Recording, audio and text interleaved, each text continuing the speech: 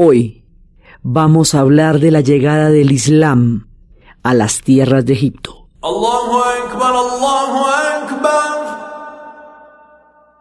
Allahu Akbar, Allahu Akbar. Ashhadu an la ilaha illa Allah. Ashhadu an la ilaha illa Allah.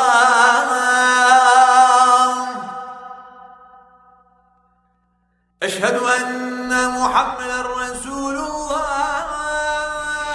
La vez pasada habíamos visto cómo había llegado el cristianismo procedente de la Tierra Santa de Jerusalén y cómo el cristianismo, en su versión egipcia, los coptos, se había convertido en la fuente del nacionalismo egipcio frente a todos los cambios de influencia y de esferas de la zona y frente a la creciente importancia de Constantinopla.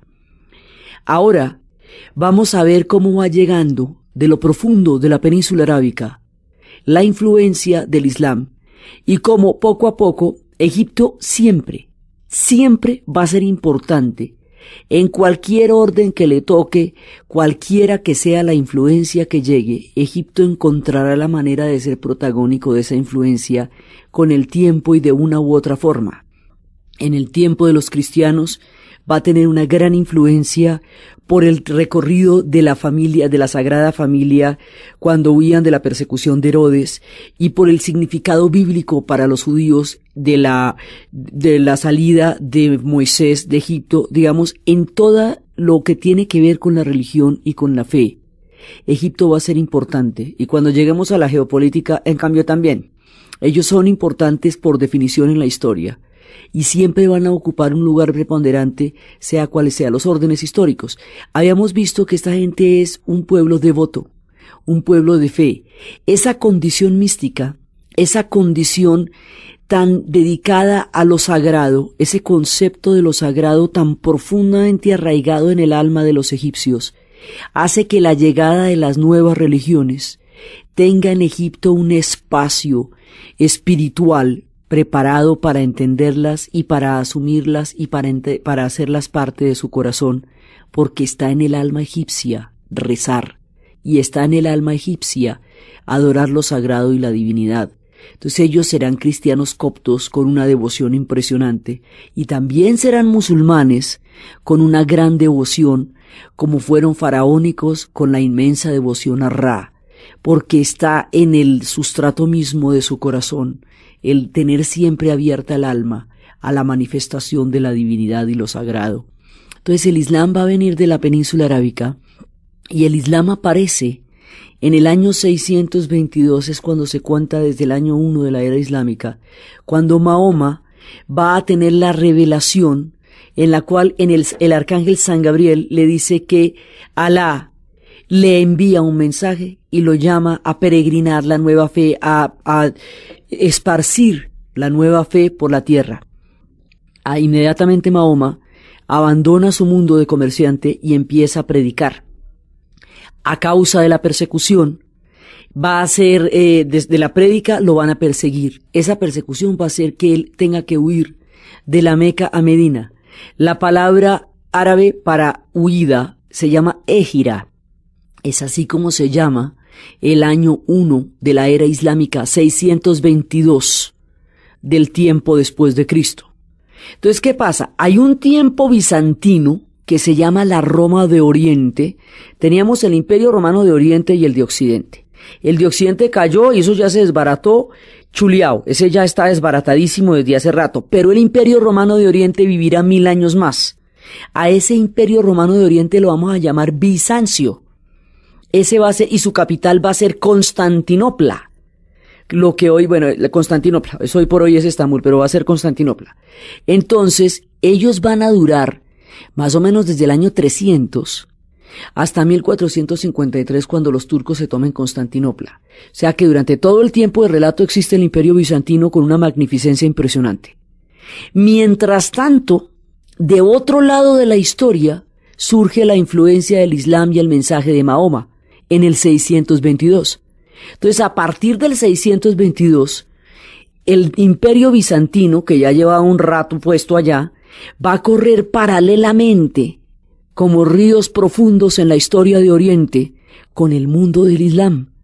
Y van a verse influenciadas las mismas zonas, y van a encontrarse en límites entre una fe y otra, que van en muchos casos a coexistir y en otros casos a combatir, pero que en todo caso van a tener un tiempo simultáneo en la historia a partir del 622, con un mundo que ya existía y que estaba ahí, y que ahora va a ver con asombro la llegada de una fe, una nueva religión.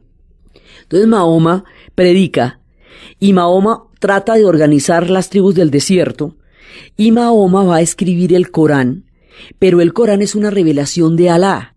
O sea, la perfección del Corán, en comparación con Mahoma, que era un hombre, un humilde comerciante, muestra que Mahoma fue la pluma a través de la cual Alá dictó las 114 suras que conforman el Corán, en árabe, en la lengua sagrada, el árabe.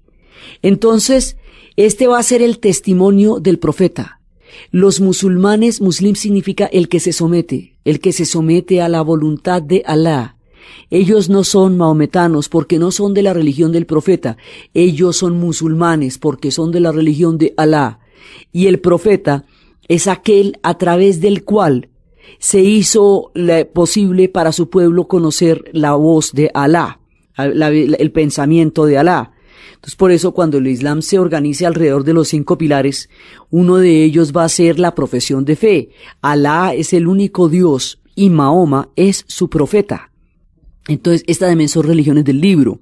Los musulmanes reconocen un origen común con Abraham, porque Abraham tuvo 2 hijos, uno con su esclava Agar, que es Ismael, y otro con su esposa, Sara, que es Isaac. Ismael es el padre de los árabes, Isaac es el padre de los judíos. Entonces, ellos reivindican un origen común. Así que las 3 religiones, el judaísmo, el cristianismo y el islam, tienen orígenes comunes, reconocen todas la paternidad de Abraham, de su estirpe. Vienen del mismo tronco, pero tienen diferentes evoluciones históricas. Entonces, la evolución de todo el Islam se va a dar a través del texto del Corán y a través de la vida y el ejemplo de vida de Mahoma. Entonces, Mahoma va de ahí en adelante a desarrollar una especie como, digamos, de santidad espiritual. Su vida será un ejemplo. Y va a haber unos versos, unos comentarios que Mahoma va a hacer al Corán, que se llaman la Suna, que es una mezcla entre los comentarios que se harían del Corán y el ejemplo de la vida de Mahoma. Entonces, cuando Mahoma muere, Mahoma va a tener muchos parentescos con muchas tribus, pero finalmente van a sobrevivir su hija Fátima, y casada con su primo Ali, que es su compadre, su parcero, y también va a ser su yerno. Ali alcanza a ser califa, digamos, por un año, por 5 años, pero luego lo van a matar. Y al matar a la verdadera familia descendiente de Mahoma, una vez que Mahoma haya muerto, además que el Islam tiene, desde el puro principio de su conformación, el Islam tiene la posibilidad de que todos los pueblos se conviertan al Islam. A diferencia del judaísmo, el Islam y el cristianismo son religiones que se universalizan y que van a hacer posible que cualquiera adopte la nueva fe. Entre los judíos eso no se puede, porque ellos solamente tienen que venir de la casa de David, y es a través de la madre que se transmite la religión, y es difícil que se conviertan. No, la idea no es que se conviertan, aunque haya judíos conversos, pero la idea no es el proselitismo, sino el mantener la patria en su corazón después de la diáspora. Mientras que en el Islam y el cristianismo, la idea es asumir la nueva fe. Entonces, recién Mahoma apenas está fundando todo cuando va a llegar el primer muezín, que es un esclavo abisinio, que va a trabajar con él y va a predicar con él, y eso nos muestra cómo esclavos, hombres libres, abisinios, etíopes, africanos, en el futuro todo el mundo encontrará cobijo bajo la fe del Islam, porque la fe del Islam no distingue de dónde viene la gente, sino que tan grande es su fe y su devoción. O sea, el carácter, la capacidad plural de aceptar cualquier pueblo de diferentes orígenes está implícita en el momento mismo de la creación del Islam. Cuando muere Mahoma, entonces ahí no se sabe cómo va a ser la descendencia. Entonces primero viene Ali, pero como Ali lo van a matar y a la familia la van a matar, entonces la descendencia queda, digamos, entre paréntesis, queda en punta. Entonces frente a esto va a haber dos soluciones. Una puede ser que se busque, digamos, la sanguinidad del profeta, sí, la casa de Dios, y otra puede ser que se busque una manera jurídica de solucionar el problema de la descendencia. Entonces, hay quienes consideran que esos comentarios al Corán, o sea, la Sunna, y que el ejemplo del profeta es válido y es una manera de continuar la obra de Mahoma, y consideran que lo que van a hacer es un sistema jurídico que reconozca que los hombres ilustrados puedan seguir el ejemplo del profeta, pues puedan seguir, digamos, hay un debate entre la herencia espiritual de Mahoma y la herencia política y jurídica. Entonces, en términos prácticos, la gente que cree en los versos adicionales del Corán y en el ejemplo del profeta se llaman los sunitas. Y los que piensan que la verdadera descendencia del profeta quedó truncada con el crimen de Fátima y Ali, y es solamente a través del seguimiento espiritual del profeta que se puede tener una verdadera descendencia, se llaman chiitas. Entonces los sunitas lo que van a hacer es una solución práctica. Mire, vamos a nombrar sucesores. Esos sucesores tienen que ser gobernantes. Esos gobernantes no tienen que ser puros espiritualmente, como sí tienen que serlo en el chiismo, sino tienen que ser tipos que conozcan la doctrina. Vamos a formar una doctrina, que conozcan la ley y la apliquen. Y listo. Mientras que lo otro es una profecía. Entonces, los sunitas tienen una organización política tan práctica que va a ser posible que se adapte a muchas culturas y se pueda expandir por todas partes. Entonces, el sunismo es el que va a expandirse con el Islam, y los centros del Islam van cambiando. Entonces, primero es la Meca y Medina, después esto va a llegar a Damasco, y desde Damasco va a salir una dinastía que se llaman los Omeyas, y más adelante la dinastía de los Omeyas será arrasada y una nueva dinastía será la de los Abasides, la que desde Bagdad. Entonces esto se va moviendo, Damasco, se va moviendo primero la Meca y Medina, Damasco, Bagdad, pero también va a pasar por el Cairo. Y poco a poco, más adelante, el Cairo va a empezar a tener importancia hasta llegar a ser muy importante también en la llegada del Islam.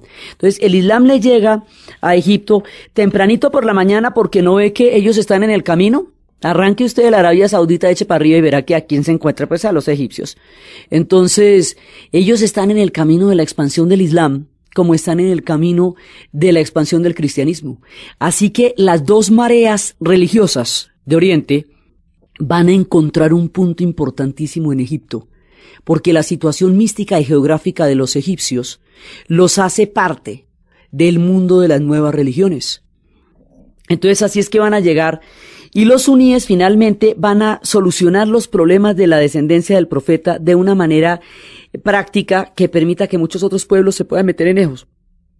Mientras que los chiitas, como tienen una mirada absolutamente, digamos, una mirada en la cual la espiritualidad y la pureza es la que va a dar la descendencia, y en la cual hay una traición porque usurparon la legitimidad de Fátima y Ali, ellos van a ser minoría.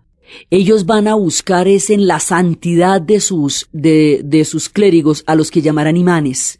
Entonces hay unos que van a llamar imanes, que son los que representan esa pureza espiritual. Hay unos que creen que hay 7 imanes y se llaman septimanos. Y hay otros que creen que hay 12 imanes y se llaman duodecimistas, porque están esperando un imán. Entonces, los chiitas van a formar una interpretación sumamente particular del Islam, que siempre va a ser minoría y que va a estar en constante lucha contra el mundo sunita, que cada vez se hace más y más grande y se expande cada vez más y más y más.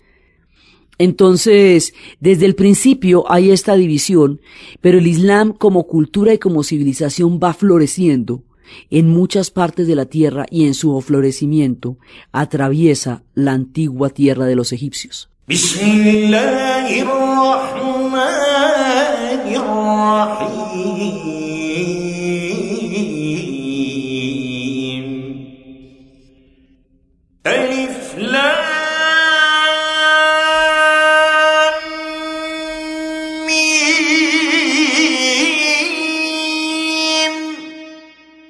ذلك الكتاب لا ريب فيه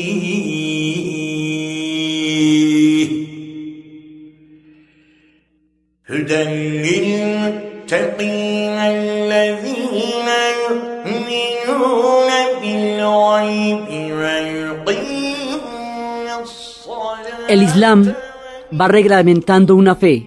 Y hay cosas en las que los chiitas y los sunitas están de acuerdo. Digamos, hay 5 pilares del Islam, independientemente de qué crea usted, si en Fátima, en Ali o en los califas.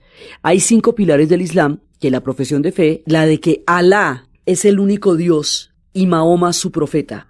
El ayuno del Ramadán, que significa tener calor.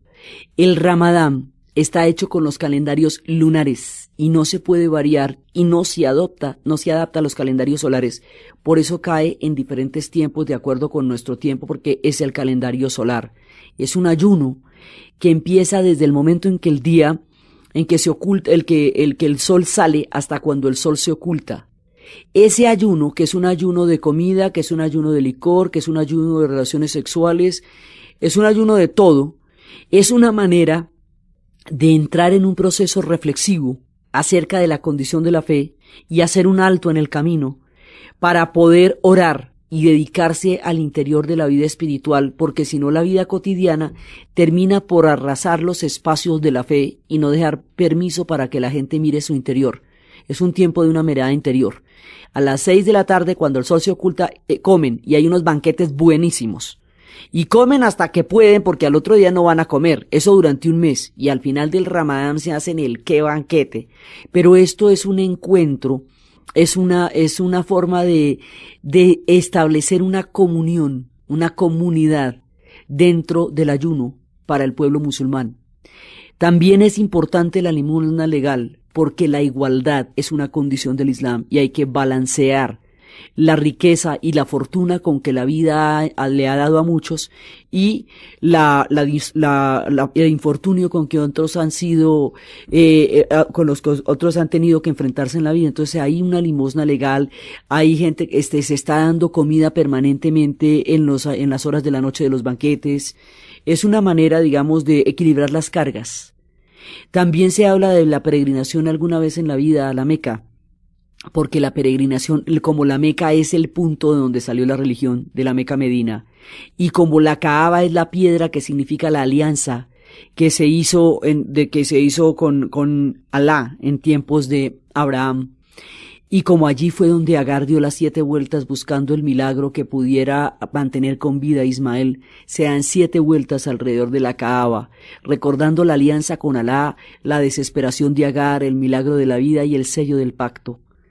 Y se reza 5 veces al día en dirección a la Meca, donde quiera que usted esté, se reza en dirección a la Meca. La llamada a la oración tiene que ser de voz natural. Esas voces que estamos oyendo, tiene que ser, no pueden ser campanas, no pueden ser shofares como los judíos que llaman con un cuerno de animal, de carnero, ni como los cristianos que llaman con la campana a la misa, porque tiene que ser la voz del hombre la que está llamando a Alá. Esa voz del hombre se llama el Moezín, y ellos se suben en los minaretes, y desde los minaretes empiezan a llamar a la oración. Las antiguas edificaciones del Islam tienen unos sistemas de ecos absolutamente impresionantes para que se pudiera escuchar el llamado a la oración muy lejos en las villas y en las aldeas, a partir de las mezquitas desde donde se estaba realizando la llamada. Hoy por hoy existen micrófonos, pero eso estaba hecho para cuando no existían y que todo el mundo los oyera igual al ponerse el sol. Hay una llamada en el momento en que el sol sale, hay una llamada al mediodía, hay una llamada al atardecer, hay una llamada en el momento en que el sol se oculta y hay una llamada a las 12 de la noche. La oración se hace en 3 minutos en cualquier parte. Ellos se arrodillan donde quiera que estén. Si pueden ir a las mezquitas, van a las mezquitas.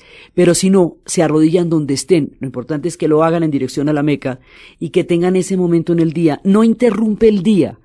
Le da como la fuerza de la fe a la continuidad de la jornada. Entonces esos son los 5 pilares del Islam.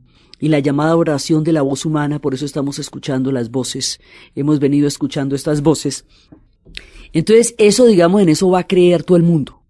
Pero los sunitas facilitan la cosa porque hacen que los gobernantes del Islam sean hombres cultos, por ejemplo, que sean, digamos, la palabra califa significa sucesor.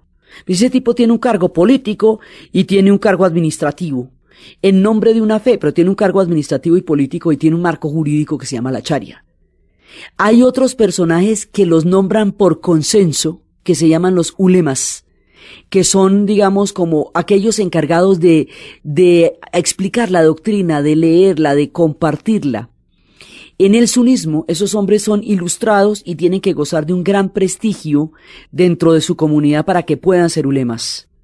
Y los califas son gobernantes, en nombre de una fe, pero son gobernantes. En el chiismo, la gente tiene que ser santa y espiritual. Eso complica las cosas, porque para convertirse al chiismo usted tiene que tener alguna afiliación a las ramas originales del profeta, pero además usted tiene que ser santo. Entonces es más fácil para muchos pueblos convertirse al sunismo, y el sunismo va a esparcirse con mucha mayor rapidez.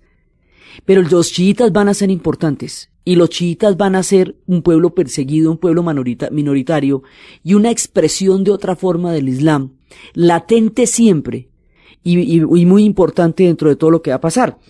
Entonces, ¿qué pasa? Los sunitas van conquistando el mundo, y van a conquistar Egipto también.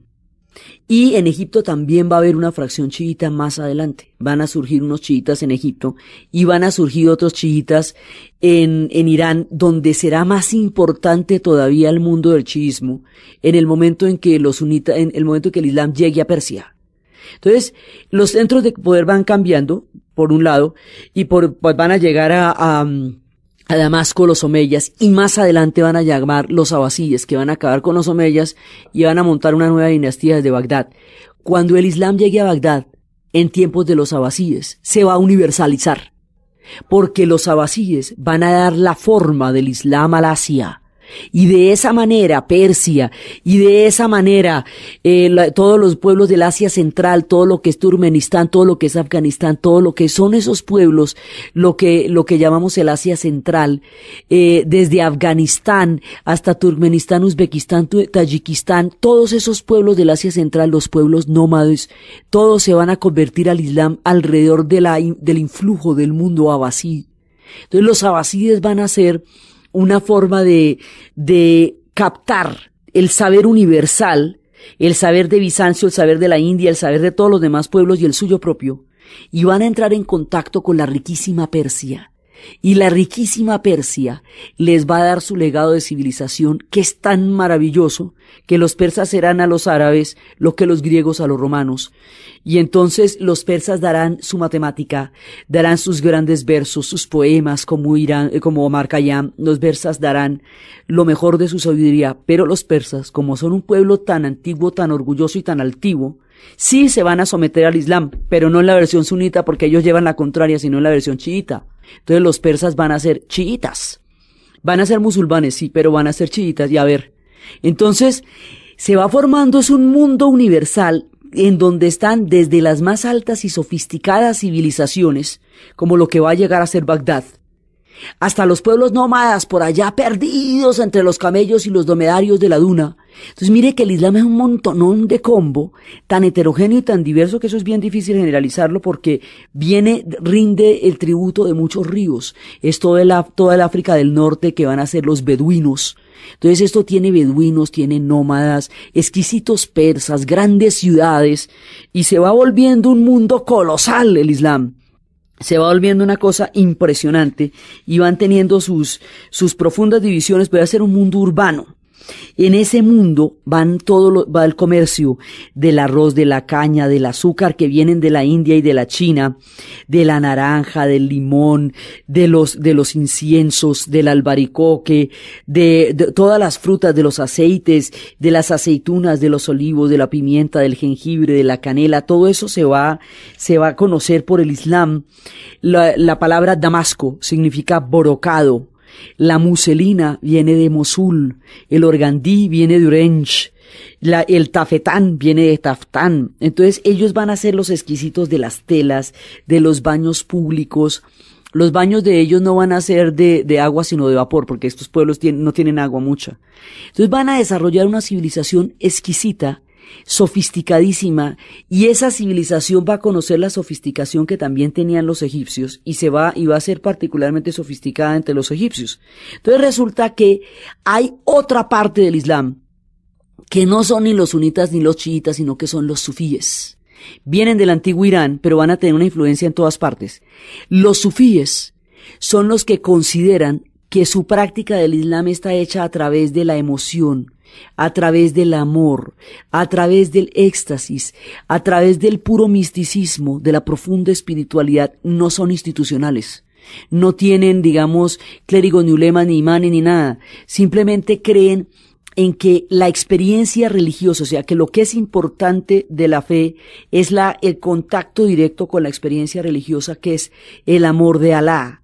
Entonces, ellos son preislámicos, pero se van a asimilar al Islam y van a encontrar, ellos son los que dicen que el mundo es un océano de amor cósmico y que todos somos receptores del amor y que podemos dar y recibir amor todos los seres vivos y que el amor es un fluido, ellos lo que dicen es que el ser humano es un ser humano fundamentalmente afectivo y conoce el amor mucho tiempo antes de conocer la razón, y sin amor no puede vivir. Por eso los bebés que no se sienten queridos se mueren, y por eso un bebé lo primero que necesita es afecto y no carreta. Entonces hablan del amor, hablan de la alquimia, dicen que cuando dos personas se enamoran tiñen la realidad de una sustancia que la cambia, no es una impresión, es un fenómeno alquímico. La manera como ellos van a dar a entender su concepto del amor es a través de la danza y a través de la música. Entonces van a tener una música que produce un estado de trance. Ese estado de trance va a llegar a un punto en que la persona abandona, digamos, la dimensión terrenal para entrar en una fusión a través del éxtasis, y esa fusión del éxtasis de la danza a través de la música es la que produce la comunión espiritual con Alá. Ellos son músicos y son poetas y son místicos que van profesando por todas partes esta actitud religiosa y mística con la cual ellos entienden el Islam, y esta es la música que van tocando.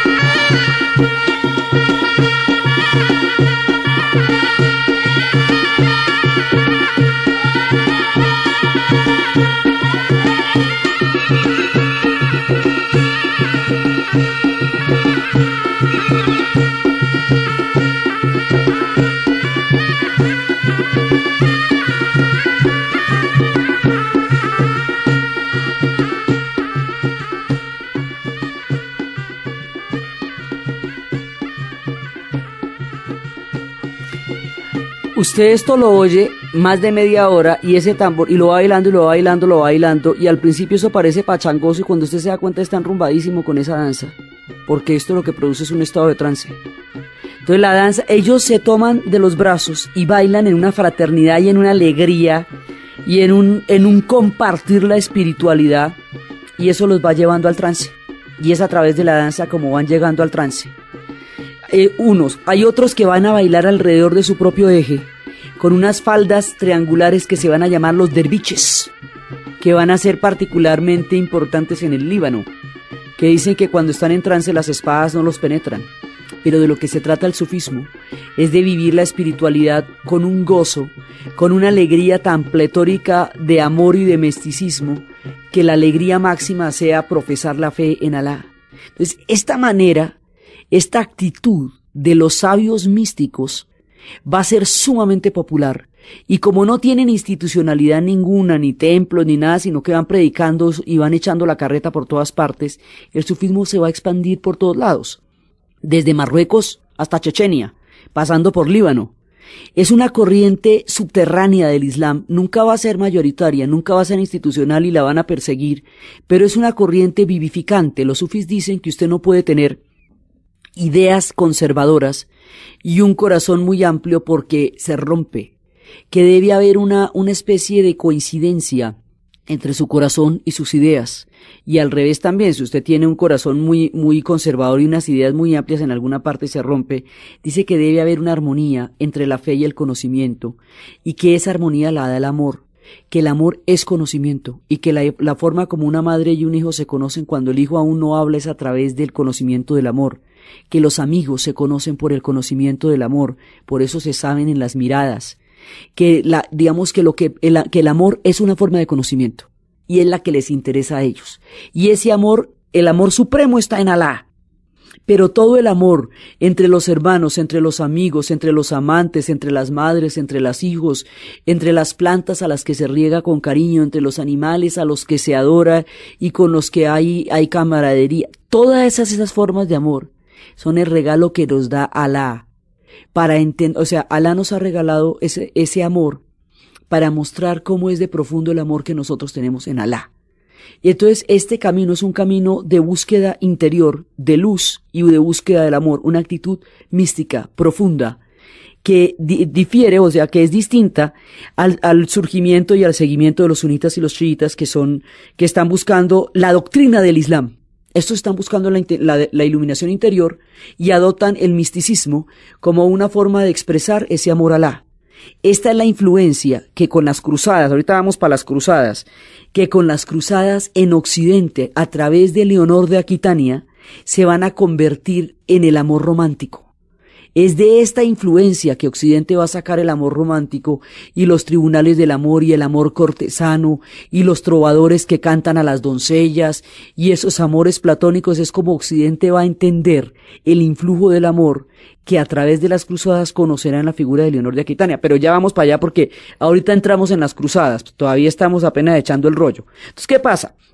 Este es otro combo, los sufis, ahí vienen del antiguo Irán. Entonces tenemos los chiitas, los sunitas, tenemos los chiitas y tenemos los sufis. Y estos van cada cual ocupando un lugar en el mapa del Islam. Entonces ellos van a desarrollar pues una civilización impresionante y el Islam se va a universalizar a través de los abasides. Y se van a crear mundos de grandes ciudades. Curiosamente, a pesar de que es una religión del desierto y es de los pueblos nómadas, su asentamiento va a crear unas ciudades poderosísimas. Y poco a poco va a haber, los chiitas van a ir buscando su lugar en el Islam, teniendo en cuenta que los sunitas van ganando toda la expansión.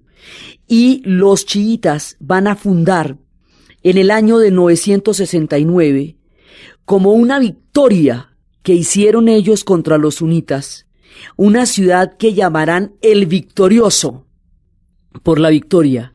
Esa ciudad que llamarán El Victorioso se conocerá con el nombre de Al-Cair en árabe y hoy por hoy El Cairo. La ciudad del Cairo, fundada en el 969, tiene más de 1000 años de conocer los soles de la historia, de ver las grandezas y de ver los pasos del tiempo bajo los soles de Egipto. Entonces ahora un nuevo tiempo ha llegado y Al-Cair, el victorioso, se va a erguir como una ciudad magnífica, llena de mezquitas y de minaretes, todo el tiempo acunada por la arena del desierto que le da un tono amarillo, que si usted lo ve parece como parte de un paisaje cósmico gigantesco, porque es el color del desierto es el que le da el color a las mezquitas del Cairo. Entonces el Cairo nunca la van a conquistar y finalmente el Cairo nunca la van a destruir. Es como esta ciudad no va a ser destruida, le va a pasar como a Roma, que se vuelve el testimonio de las capas y las capas de las civilizaciones de los tiempos. Entonces, el Cairo va a conocer todos los esplendores, todas las geopolíticas, todas las tramas, todos los complots, toda la fe, toda la civilización.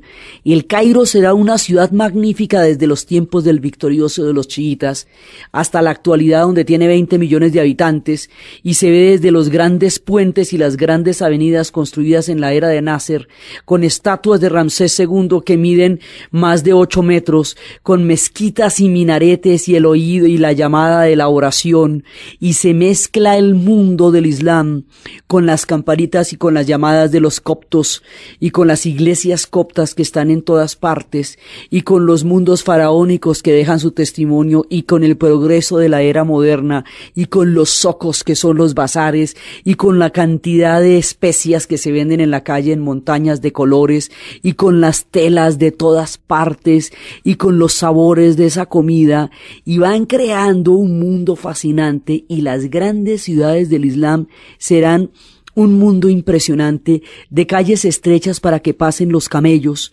un mundo por donde pasarán todas las historias pasarán los tapetes, pasarán los brocados, pasarán los inciensos, y el testimonio de toda esa cantidad de riqueza histórica está en Al-Cair. Esa es una de las ciudades que va a ser importantísima hasta llegar a convertirse ya misma en un califato. Entonces, en esta mitad de nuestra historia van a llegar los chiitas a fundar el Cairo, siendo que los sunitas de rato pasaron por ahí y son la mayoría, pero los chiitas van a fundar Al-Cair, el victorioso, y los chiitas van a empezar a planear una especie de ataque en el cual van a entrar en un momento dado. Los chiitas tienen su propia historia. Una es cómo van a atacar los principales centros del sunismo para imponer su fe sobre su versión del Islam, porque ellos son musulmanes. Y por el otro lado, los chiitas están en Egipto y están en Irán, están en Persia. Entonces, desde Persia, ellos van a crear un mundo y van a crear una fortaleza.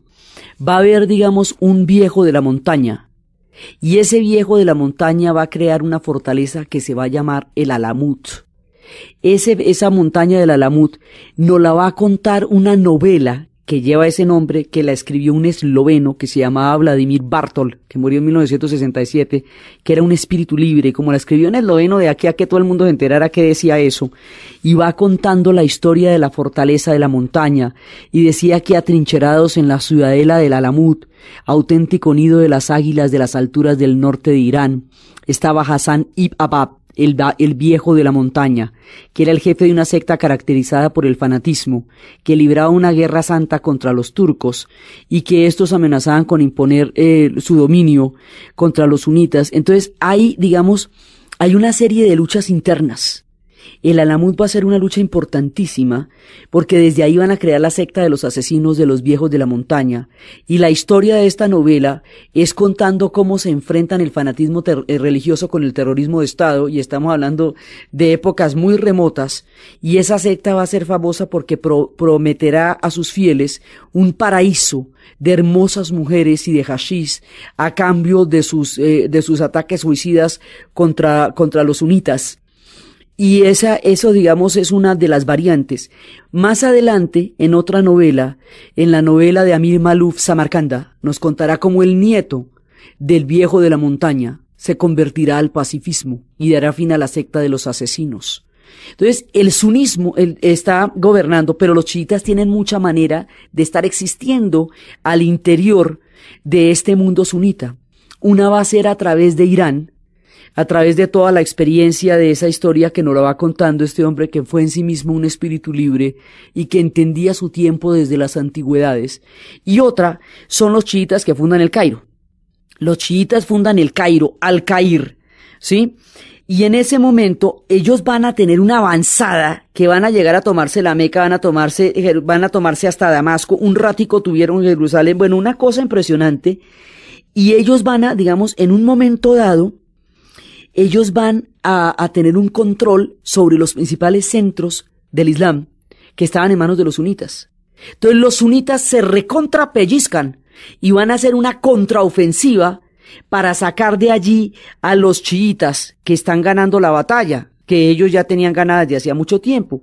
Ese contraataque suní se va a hacer con tropas turcas, porque los turcos también están convirtiéndose en Islam y son los turcos seleucidas. Entonces, cuando se produce esta guerra entre los chiitas que desde el Cairo arrancaron una ofensiva a la tenaz y los turcos, los selyúcidas, que van a contraatacar, en ese momento la peregrinación a Jerusalén se ve interrumpida porque los peregrinos los mata porque no están en qué tropel ahí. A Jerusalén van los cristianos a que se les perdonen sus pecados. La peregrinación a Jerusalén es el centro de la fe cristiana. En el momento en que esta disputa entre los selyúcidas y los chiíes rompe el paso a Jerusalén, es cuando se declara desde el otro lado del mapa una cosa que se va a llamar una guerra santa, que se va a llamar una cruzada. Y empiezan las cruzadas, que son movilizaciones armadas de ejércitos para reconquistar las tierras santas que consideran que están en manos que al estar en manos de los musulmanes no están, digamos, como deben ser en manos de ellos.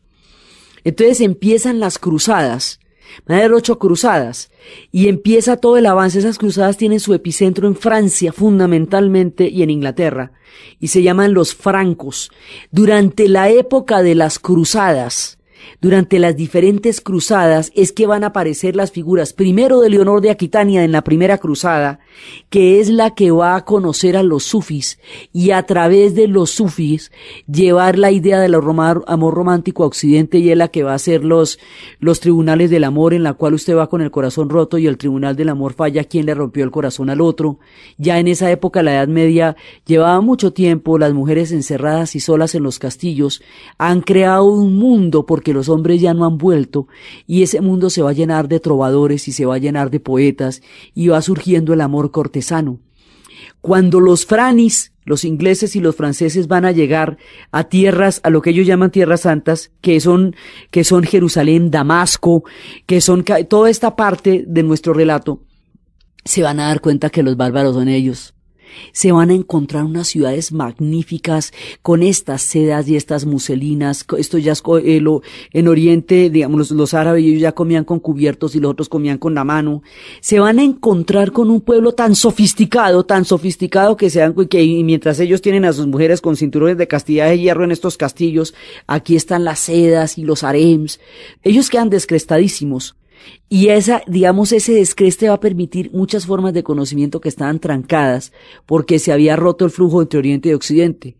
En toda esa época es que van a llegar los textos, las traducciones de Aristóteles por la vida del Califato de Córdoba, y va a llegar el amor romántico por la vida de Leonor de Aquitania, y muchas cosas sofisticadas. Van a encontrar que los árabes tienen universidades, van a encontrar que aquí había un mundo impresionante. Los árabes de la época del Califato de Bagdad conocían la cámara oscura, el álgebra, la alquimia, los algoritmos, conocían una gran cantidad y conocían la medicina, trasplantes de córnea, conocían una cantidad de cosas que no se conocían en el medioevo de Occidente. Van a entrar en contacto con una civilización impresionante y se van a dar cuenta que ellos, digamos, eso les va a correr los perímetros de medición del mundo, porque en ese momento la civilización florecía en el mundo de los abasíes. Entonces, y en el mundo del Islam. Entonces empiezan las cruzadas, y en esas cruzadas es donde van a aparecer una cantidad de personajes. Y es en esas cruzadas donde nos va a aparecer el hijo de Leonor de Aquitania. Leonor de Aquitania se va a casar con Enrique III, y esos van a tener 3 hijos. 1, Ricardo Corazón de León. 2, Juan Sin Tierra, al que le van a hacer la Carta Magna. Y el tercero, Godofredo, que no quedó en la historia así como mayormente. Ricardo Corazón de León irá a la cruzada. Como él era el rey, su partida hacia las cruzadas va a dejar un vacío de gobierno, porque Juan Sin Tierra siempre se considera un rey legítimo porque no es Ricardo. En tiempos de Juan Sin Tierra, cuando Ricardo Corazón de León peleaba en las cruzadas, es que se establecen ciertos núcleos de resistencia y de oposición a Juan sin tierra porque consideran que es un rey opresivo y que el verdadero rey Ricardo ha de regresar algún día de la cruzada. Es en esa época cuando surge desde los bosques de Sherwood la figura de Robin Hood y surge Ivanhoe también. Entonces todas esas leyendas de Ivanhoe y de Robin Hood y de los bosques de Sherwood y del sheriff de Nottingham y de toda la gente que acompañó a Robin Hood, Lady Marian y el pequeño Juan y el espíritu del bosque de Ernie, está situado en este momento en las cruzadas. Entonces de las cruzadas hay un montón de referencias que se sitúan en esta época. Desde Leonor, la madre de Ricardo, y sus corazones y sus cortes de amor, y el amor cortesano y los trovadores, y toda esa historia del amor romántico y la idealización de la mujer casada, porque conquistarla era un peligro, porque podía llegar el tipo en cualquier momento de la guerra y matarlo si lo encontraba torre arriba, hasta todas estas aventuras de los bosques de Sherwood. Todo eso sucede en las cruzadas. Al otro lado de las cruzadas de Occidente, en las cruzadas que están contestando los pueblos árabes, va a aparecer una figura de talla mayor que se va a enfrentar a Ricardo Corazón de León. Y esa figura de talla mayor va a ser ni más ni menos que Saladino, y Saladino va a ser el propio de todos los propios, un impresionante guerrero, un caballero, un diplomático, un hombre sofisticado, sagaz, capaz de entender a su enemigo y de entender la lucha, un hombre de honor. Saladino va a tomarse Egipto y va a tomarse el Cairo y se va a convertir en visir del Cairo y va a tomarse Siria. Y va a crear un reino entre Egipto y Siria, y que Saladino va a llegar en la primera cruzada. O sea, cuando se hace la primera cruzada se toma en Jerusalén, y luego Saladino la reconquista. Entonces, ahí la primera avanzada se toma en Jerusalén y luego Saladino va a reconquistar Jerusalén. Y de ahí en adelante las cruzadas van a tener un montón de tiempo de tablas. Como son varias, entonces Saladino va a estar en las diferentes, son muchas cruzadas. Entonces, a partir de eso va a surgir la figura de Saladino, y la figura de Saladino va a ser el protagonista de las grandes cruzadas. Él arranca en la segunda, en la primera la de Leonor, pero arranca en la segunda, y es cuando se incorpora a los ejércitos de Nur el-Din, y de aquí en adelante él se va a convertir en la figura que va a dar el mundo de las cruzadas. Él va a estar también cuando comienza la tercera cruzada, y él va a ser un hombre que a través de la astucia, el honor y la sagacidad militar va a terminar definiendo en última la situación, tanto de Egipto como del Oriente, tanto de los reinos cristianos que aún existen en esas tierras de Oriente, como del Islam, como del carácter árabe que de aquí en adelante va a tener la historia de Egipto, porque con la llegada del Islam tiene un carácter musulmán, pero con la llegada de Saladino va a tener un carácter árabe. Entonces el Egipto que la vez pasada nos quedó copto, esta vez nos queda islámico, y ahora con Saladino árabe, y el mundo árabe va a llegar al mundo de los egipcios. Y Saladino con su fortaleza, la fortaleza que hoy existe todavía en la ciudad del Cairo, con su gran audacia, se va a volver una figura romántica tanto en Oriente como en Occidente, y va a dar lugar a una cantidad de literatura romántica cuando surjan los movimientos de los románticos en Occidente, porque es una figura de una talla colosal. El hombre que hace esta fusión de la cultura egipcia con la cultura árabe es Saladino. Y es a través de él que los egipcios toman este rumbo de la historia donde todavía se encuentran, que es el rumbo del mundo árabe y del mundo islámico. Como los cruzados van a tratar con igual rudeza y sin distinguir a los cristianos que a los musulmanes, van a arrasar, van a acabar con todo el mundo y van a asolar ciudades enteras. Los coptos se van a unir con los musulmanes, porque para ellos en última son más enemigos los cristianos de Occidente, que no respetan nada, que los musulmanes con quienes habían convivido en perfecta paz, porque el Islam no reñía con la religión copta de ninguna manera. Eso va a hacer que los coptos y los musulmanes, desde entonces y hasta el sol de hoy, convivan en perfecta armonía y respeto, dentro de la tierra de los egipcios y los dos conformen parte del mosaico histórico que es el Egipto actual. Entonces, esas cruzadas los van a unir, los van a hermanar en un mundo egipcio y en un mundo capaz de convivir. Y ese mutuo respeto surgido de esas épocas se mantiene en la actualidad. Entonces, el mapa de Egipto se hace mucho más complejo, mucho más variado y heterogéneo, pero muy posible porque de todas maneras se respetan los unos a los otros.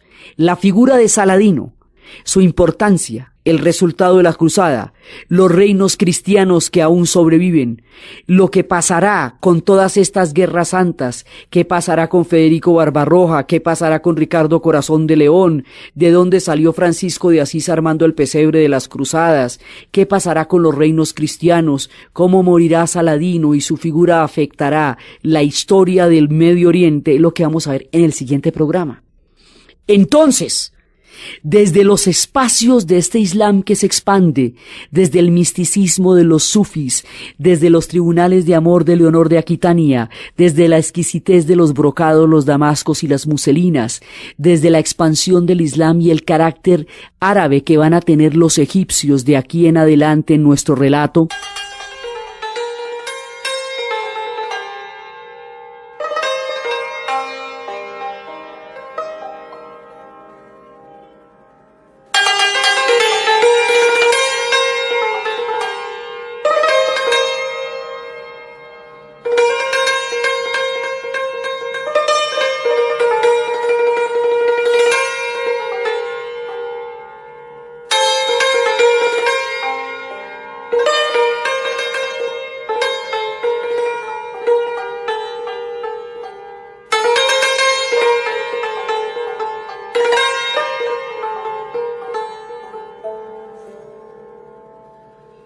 imanes y se llaman septimanos, y hay otros que creen que hay 12 imanes y se llaman duodecimistas porque están esperando un imán. Entonces los chiitas van a formar una interpretación sumamente particular del Islam que siempre va a ser minoría y que va a estar en constante lucha contra el mundo sunita que cada vez se hace más y más grande y se expande cada vez más y más y más. Entonces, desde el principio hay esta división, pero el Islam como cultura y como civilización va floreciendo en muchas partes de la tierra y en su florecimiento atraviesa la antigua tierra de los egipcios.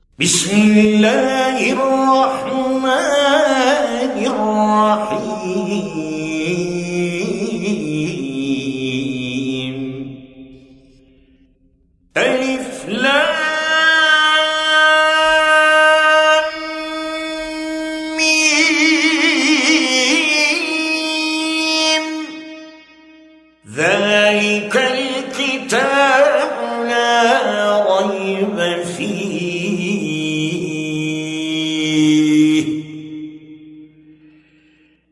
هدى للمتقين الذين يؤمنون بالغيب ويقيمون الصلاة. El Islam va reglamentando una fe. Y hay cosas en las que los chiitas y los sunitas están de acuerdo. Digamos, hay 5 pilares del Islam, independientemente de qué crea usted, si en Fátima, en Ali o en los califas. Hay 5 pilares del Islam, que la profesión de fe, la de que Alá es el único Dios y Mahoma su profeta. El ayuno del Ramadán, que significa tener calor.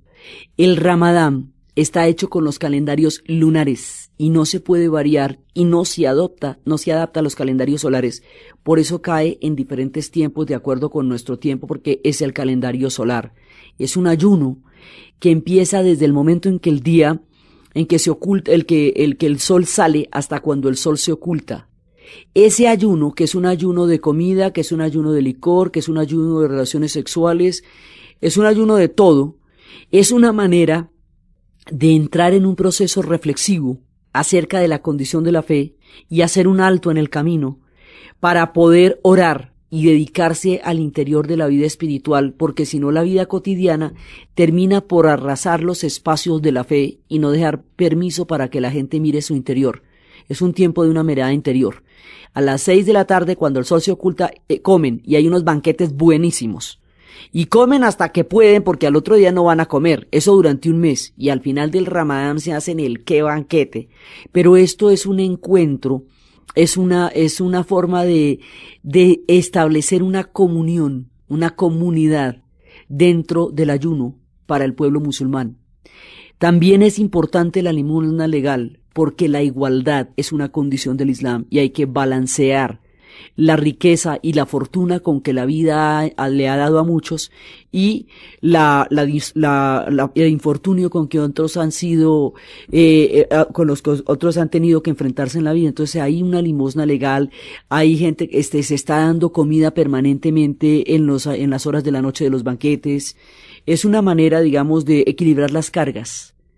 También se habla de la peregrinación alguna vez en la vida a la Meca, porque la peregrinación, como la Meca es el punto de donde salió la religión, de la Meca a Medina, y como la Kaaba es la piedra que significa la alianza que se hizo con Alá en tiempos de Abraham, y como allí fue donde Agar dio las 7 vueltas buscando el milagro que pudiera mantener con vida a Ismael, se dan 7 vueltas alrededor de la Kaaba, recordando la alianza con Alá, la desesperación de Agar, el milagro de la vida y el sello del pacto.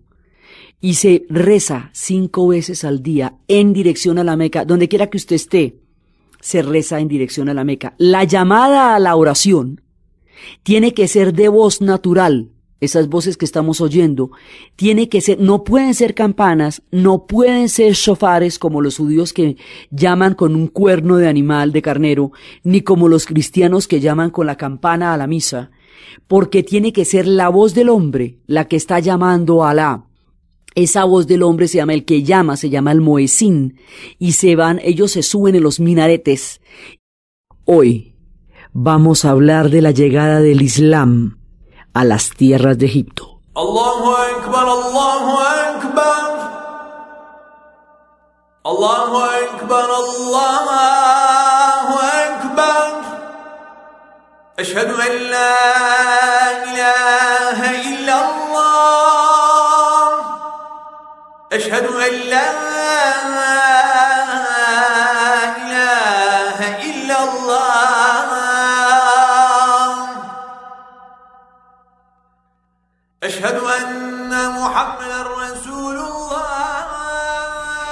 La vez pasada habíamos visto cómo había llegado el cristianismo procedente de la Tierra Santa de Jerusalén y cómo el cristianismo, en su versión egipcia, los coptos, se había convertido en la fuente del nacionalismo egipcio frente a todos los cambios de influencia y de esferas de la zona y frente a la creciente importancia de Constantinopla.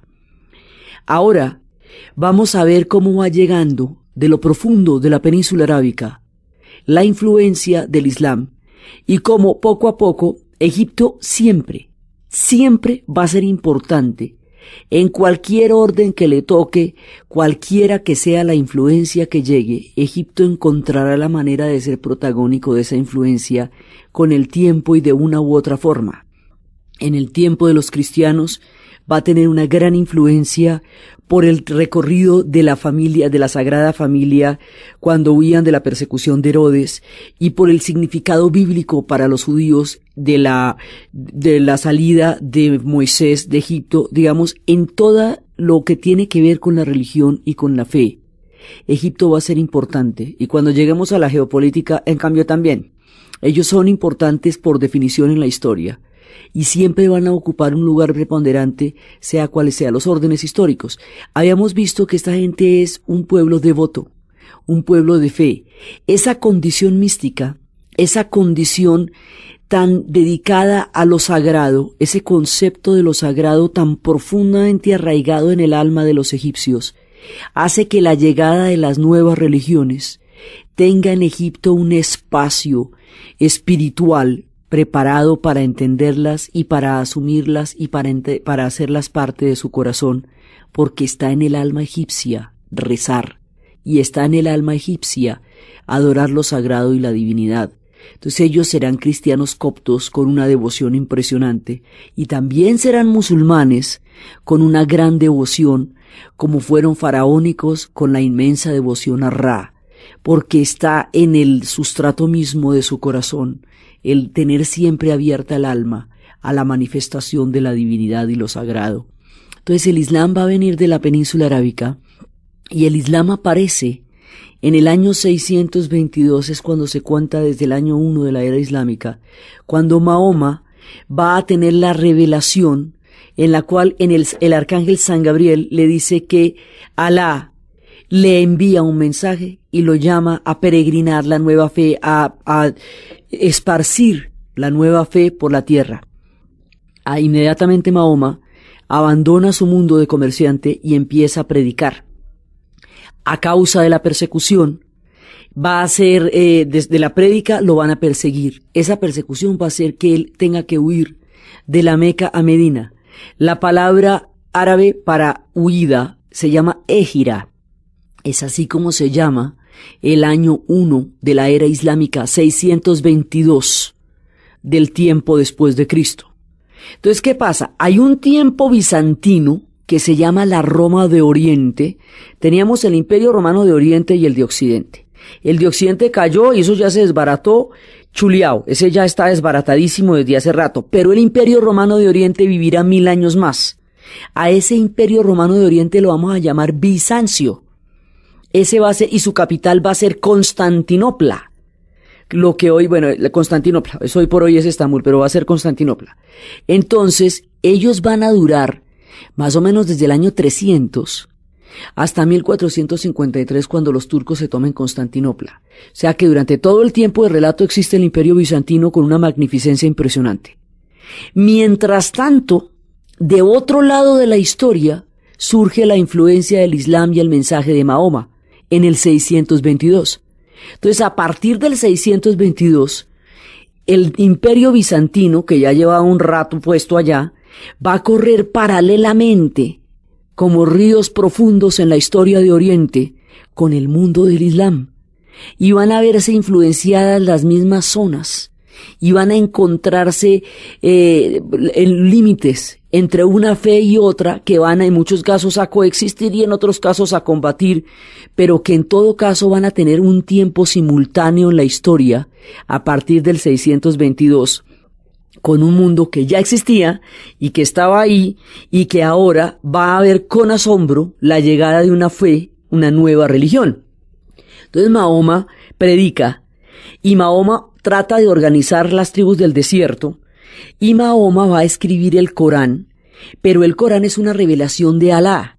O sea, la perfección del Corán, en comparación con Mahoma, que era un humilde comerciante, muestra que Mahoma fue la pluma a través de la cual Alá dictó las 114 suras que conforman el Corán, en árabe, en la lengua sagrada, el árabe. Entonces, este va a ser el testimonio del profeta. Los musulmanes, muslim significa el que se somete a la voluntad de Alá. Ellos no son maometanos porque no son de la religión del profeta. Ellos son musulmanes porque son de la religión de Alá. Y el profeta es aquel a través del cual se hizo posible para su pueblo conocer la voz de Alá, el pensamiento de Alá. Entonces, por eso, cuando el Islam se organice alrededor de los 5 pilares, uno de ellos va a ser la profesión de fe. Alá es el único Dios y Mahoma es su profeta. Entonces, estas también son religiones del libro. Los musulmanes reconocen un origen común con Abraham, porque Abraham tuvo 2 hijos, uno con su esclava Agar, que es Ismael, y otro con su esposa, Sara, que es Isaac. Ismael es el padre de los árabes, Isaac es el padre de los judíos. Entonces, ellos reivindican un origen común. Así que las 3 religiones, el judaísmo, el cristianismo y el islam, tienen orígenes comunes, reconocen todas la paternidad de Abraham, de su estirpe. Vienen del mismo tronco, pero tienen diferentes evoluciones históricas. Entonces, la evolución de todo el Islam se va a dar a través del texto del Corán y a través de la vida y el ejemplo de vida de Mahoma. Entonces, Mahoma va de ahí en adelante a desarrollar una especie como digamos de santidad espiritual. Su vida será un ejemplo. Y va a ver unos versos, unos comentarios que Mahoma va a hacer al Corán, que se llaman la Suna, que es una mezcla entre los comentarios que se harían del Corán y el ejemplo de la vida de Mahoma. Entonces, cuando Mahoma muere, Mahoma va a tener muchos parentescos con muchas tribus, pero finalmente van a sobrevivir su hija Fátima, y casada con su primo Ali, que es su compadre y su parcero, y también va a ser su yerno. Ali alcanza a ser califa, digamos, por un año, por 5 años, pero luego lo van a matar. Y al matar a la verdadera familia descendiente de Mahoma, una vez que Mahoma haya muerto, además que el Islam tiene, desde el puro principio de su conformación, el Islam tiene la posibilidad de que todos los pueblos se conviertan al Islam. A diferencia del judaísmo, el Islam y el cristianismo son religiones que se universalizan y que van a hacer posible que cualquiera adopte la nueva fe.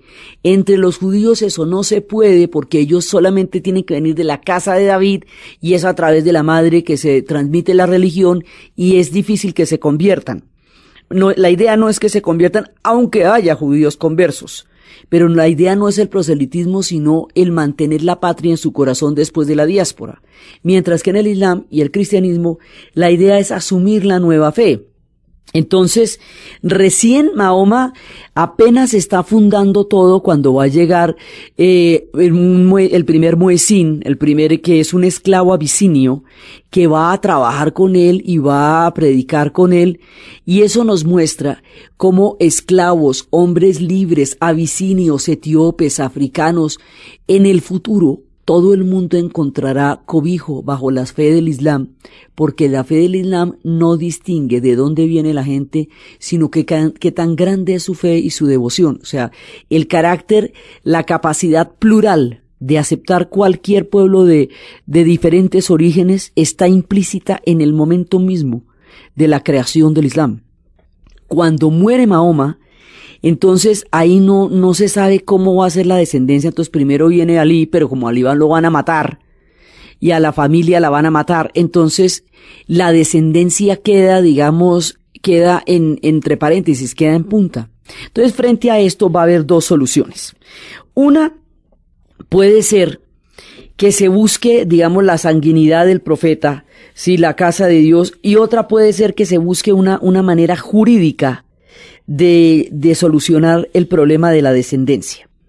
Entonces, hay quienes consideran que esos comentarios al Corán, o sea, la Suna, y que el ejemplo del profeta es válido y es una manera de continuar la obra de Mahoma, y consideran que lo que van a hacer es un sistema jurídico que reconozca que los hombres ilustrados puedan seguir el ejemplo del profeta, pues puedan seguir, digamos, hay un debate entre la herencia espiritual de Mahoma y la herencia política y jurídica.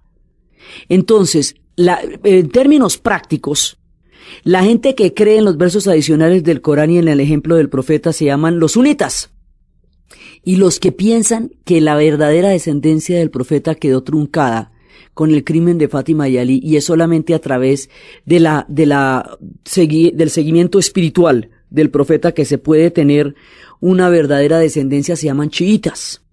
Entonces los sunitas lo que van a hacer es una solución práctica. Mire, vamos a nombrar sucesores. Esos sucesores tienen que ser gobernantes. Esos gobernantes no tienen que ser puros espiritualmente, como sí tienen que serlo en el chiismo, sino tienen que ser tipos que conozcan la doctrina. Vamos a formar una doctrina, que conozcan la ley y la apliquen. Y listo. Mientras que lo otro es una profecía. Entonces, los sunitas tienen una organización política tan práctica que va a ser posible que se adapte a muchas culturas y se pueda expandir por todas partes. Entonces, el sunismo es el que va a expandirse con el Islam, y los centros del Islam van cambiando. Entonces, primero es la Meca y Medina, después esto va a llegar a Damasco, y desde Damasco va a salir una dinastía que se llaman los Omeyas, y más adelante la dinastía de los Omeyas será arrasada y una nueva dinastía será la de los Abasides, la que desde Bagdad. Entonces se va moviendo, Damasco, se va moviendo primero la Meca y Medina, Damasco, Bagdad, pero también va a pasar por el Cairo.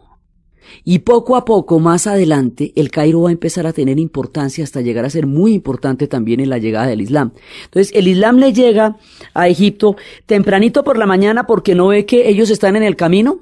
Arranque usted de la Arabia Saudita, eche para arriba y verá que a quién se encuentra, pues a los egipcios. Entonces, ellos están en el camino de la expansión del Islam, como están en el camino de la expansión del cristianismo. Así que las dos mareas religiosas de Oriente van a encontrar un punto importantísimo en Egipto, porque la situación mística y geográfica de los egipcios los hace parte del mundo de las nuevas religiones. Entonces así es que van a llegar, y los suníes finalmente van a solucionar los problemas de la descendencia del profeta de una manera práctica que permita que muchos otros pueblos se puedan meter en ellos. Mientras que los chiitas, como tienen una mirada absolutamente, una mirada en la cual la espiritualidad y la pureza es la que va a dar la descendencia, y en la cual hay una traición porque usurparon la legitimidad de Fátima y Alí, ellos van a ser minoría.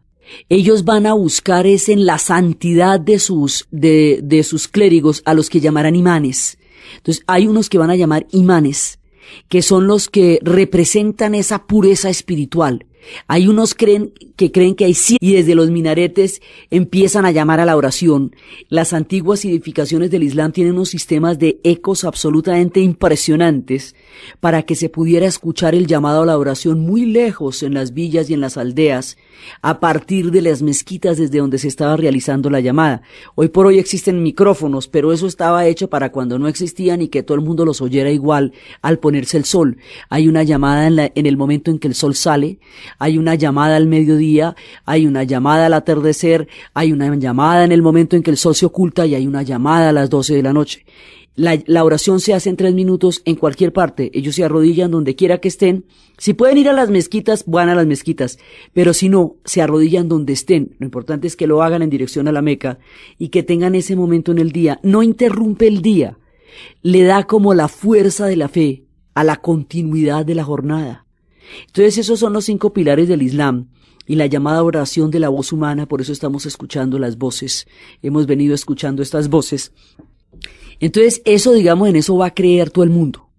Pero los sunitas facilitan la cosa porque hacen que los gobernantes del Islam sean hombres cultos, por ejemplo, que sean, la palabra califa significa sucesor. Ese tipo tiene un cargo político y tiene un cargo administrativo en nombre de una fe, pero tiene un cargo administrativo y político y tiene un marco jurídico que se llama la Sharia. Hay otros personajes que los nombran por consenso, que se llaman los ulemas, que son, como aquellos encargados de explicar la doctrina, de leerla, de compartirla. En el sunismo, esos hombres son ilustrados y tienen que gozar de un gran prestigio dentro de su comunidad para que puedan ser ulemas.